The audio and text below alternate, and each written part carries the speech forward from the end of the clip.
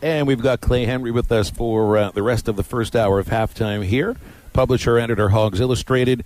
Always read him in Whole Hog Sports and hear him on the Morning Rush and here on halftime. Clay, what's going on, man? You fired up about Sweet 16. You know ORU pretty well, don't you? Yeah, I was at the Tulsa World from 78 to 92. Of course, I've been at the Tulsa World for good chunk of my professional career, except you could just say, well, what about Hogs Illustrated? Nobody's offered me a job for the last 30 years. I've been at Hogs Illustrated the whole time. Mm-hmm. Right. What part of my job, I covered college football and college basketball.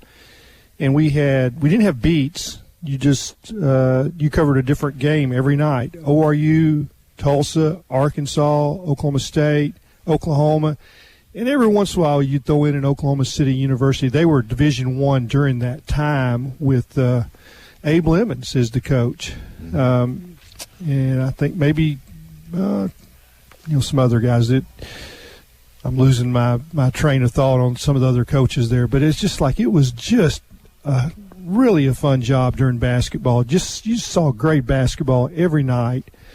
Big 8, Missouri Valley, covered Larry Bird quite a few times when they would play at Tulsa. Went to Terre Haute, covered Arkansas against Phi Slama Jama. I mean, it just, I could write a book on just the basketball games that I covered. Wayman Tisdale and all the great players at Oklahoma. It was just a great time to be covering basketball at the Tulsa World. And ORU still, is such an interesting position in the entire state of Oklahoma sports-wise, which is a football state. ORU doesn't have a football team. It's a great basketball state with incredible history there, but ORU is still overshadowed, even in their own city sometimes. Well, it's kind of funny. If you go back to 1972, they built the Mabee Center, which was a great, it was a wonderful arena. There wasn't anything like it anywhere around. Arkansas's playing in Barnhill. Oklahoma State Gallagher Arena was just a horrible shape. It just had gone down. It was so old and creepy, and they didn't have a good place. They played in a gym, a field house at OU. They didn't have the Noble Center, so they kind of drug everybody, a football playing state, into basketball. And started spending money and built that arena, and then they hired Ken Trickey, and they were on the cusp of going to the Final Four in 1974, playing in the Mabee Center against Kansas, had a 9-point lead with 4 minutes to go, blew that lead, I think lost in overtime. And the night, I guess it was 2 nights before, they beat Creighton and Eddie Sutton, and that night celebrating, Trickey got a DUI. And he resigned, and Oral Roberts, the president of the school, talked him into coaching against Kansas, and then did accept his resignation after the Kansas loss. And that program has just been, blowing in the winds ever since. And I don't know if we got enough time in this segment for me to tell my Ted Owens story. Do you want me to go there now? I think we do, because it is Oral Roberts is a really interesting place overall. Even if you just walk around the campus, when I used to stay with the Travelers at the Southern Hills Marriott, that's right across the street from the school, and it's more than just the hands. It's the Prayer Tower, which is a cancer hospital now. Well, and it's the most interesting looking campus. It looks like a futuristic, campus that was built for the Jetsons. Every building is gold-plated. Yeah. Yes. Yeah, it's such a, I want to say the word bizarre, but it's really beautiful. No, I've never seen a place like it. It's unique is the right word. And there is no other place like it. So there's 2 different ORU stories. Larry Koshel was the athletic director and baseball coach, and he was in charge of basketball. And he didn't want to mess with basketball. He just wanted to coach baseball. And he tried to hire me. I was the basketball beat writer at the paper, as assistant AD in charge of basketball. And so I went for an interview, and the first thing he says is, you'll have to sign something that say you don't drink or smoke, which is a little bit strange, which I could have done that and didn't really want to, but I could have. And then the next thing was, he says, now, we'll tithe your salary. I said, tithe it? And he goes, well, you'll tithe it back to Oral's church. Or he didn't call it Oral, he called, President Roberts' church. So you would, and I was a deacon at Southern Hills Baptist nearby, and I was like, well, now I'm going to be tithing at two places. That was the deal breaker. So I just like, no, I'm not going to do that. Well, they end up tumbling into disarray. At some point in there, I got crossways with Richard Roberts, Oral's son, and I broke the story that Ted Owens was going to be hired as basketball coach 2 days early. And I had a source within his office and broke the story. It was correct, obviously, and I knew that he was on campus. Somebody had told me that, and then Bill Connors, our sports editor, confirmed it through somebody in Lawrence that he, was going to be hired. So we ran the story, and they called it an embarrassment that, it ran early before they hired him. So, of course, it was true. 2 weeks later, I'm covering a baseball game at ORU, and I think they were playing Oklahoma State, and I was called out of the press seating to what is probably the visitors' radio box, but it also was like Mr. Roberts' box. And I went in there, and it's just a little tiny space, as you know what your basketball radio or baseball boxes are like, Phil. And it was Richard Roberts. And he pulls his chair right next to mine in front and puts both hands on my shoulders and asks, "Are you a Christian?" And, so I'm trying to get up and leave. He's not going to let you. He goes, "I want to know your source. I know you had a source in my office. I want to know who it is." And he says, "Only a non-Christian would keep a secret." What? And so I left. No cell phones back then. Went home, called Bill Connors, my boss, and on my way out, he says, "You'll never cover anything on our campus again." Man. Which is like, okay, that's, if he wants to do that, he can. So I went home, left the baseball game, didn't cover that, and called Bill Connors. 10 minutes later, I get a call from Oral Roberts, Richard's dad, and he says, "I am so embarrassed for my son.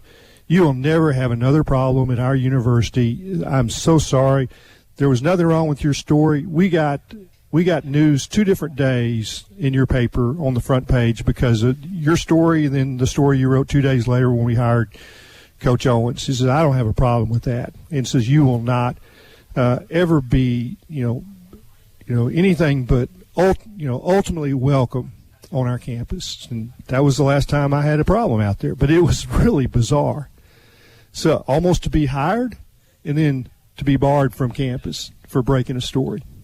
Quite a different thing that you would have expected, man. And this is what are you writing about this? Oh yeah. Well, I've said it on the radio before, and I've said it in Tulsa, and so it's not like it's a secret or anything.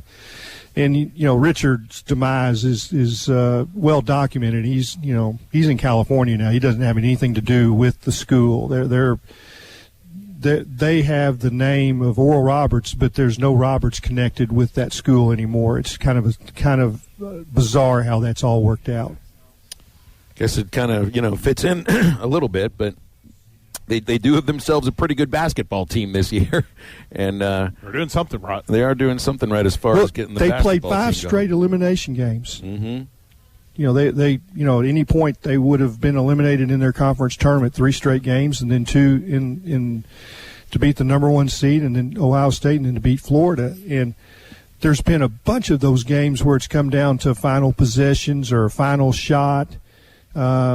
They're tied with Harvard's 82 team for the all-time best free throw shooting college team. You don't foul them; they shoot 82%.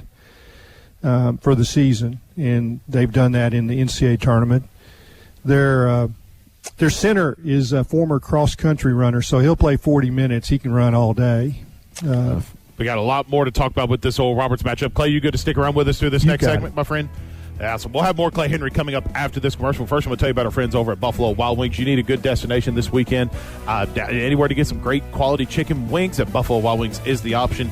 Get yourself the breakaway bundle. 15 boneless, 15 bone-in wings. $29.99. That does include french fries, a great option for your watch parties to watch the Razorbacks in the Sweet 16 this Saturday night. Obviously, we got a lot more to talk about with that, so we will carry that on in the next segment. You can order takeout and delivery online through the B-Dubs app. Locations in Little Rock, Fort Smith, Sherwood, Jonesboro, and in Conway, among many, many others in the state of Arkansas. What are you waiting for? Get buckets and get wings with Buffalo Wild Wings. More halftime coming up after this commercial. Live from Eat My Catfish in Fayetteville. Come on out and see us. We just got some blackened catfish with some blackened shrimp. Nice piece of corn on the cob. There was 2 hush puppies here, but those were crushed pretty quickly, weren't they? One of the lovely lady sitting to my left right now got the first. That's a fine too. If you say she, you get away with it. I can't say lady smackdown. So it is crawfish season, and they're serving cooked crawfish by the pound. Add in corn, sausage, potatoes. They'll blend it with the special Willie Dust seasoning. Yep. They've been doing this for over 10 years.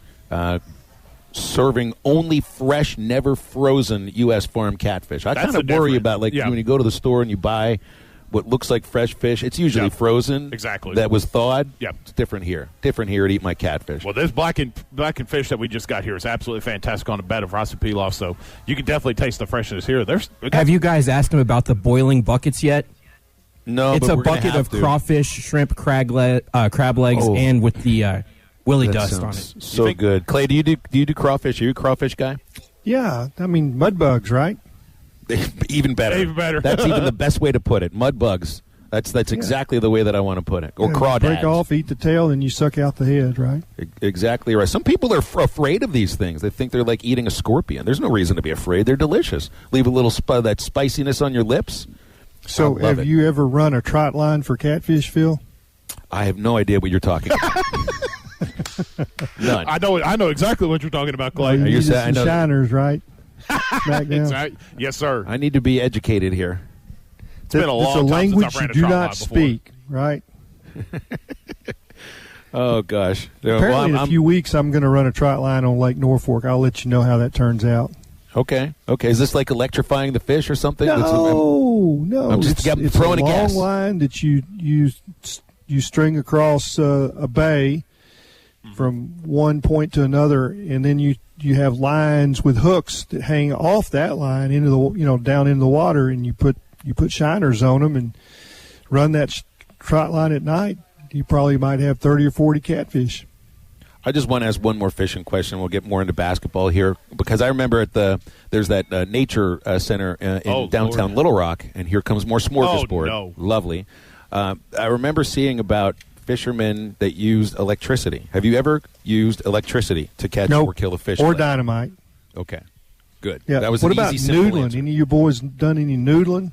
I know what noodling is, but I've never done What it. is noodling? Catching them with your hands. Yeah. Oh, well, I was going a different way with noodling. You run your arm down in their mouth, and when they clamp down, you just pull them out of the holes, underneath the cut banks. Yep.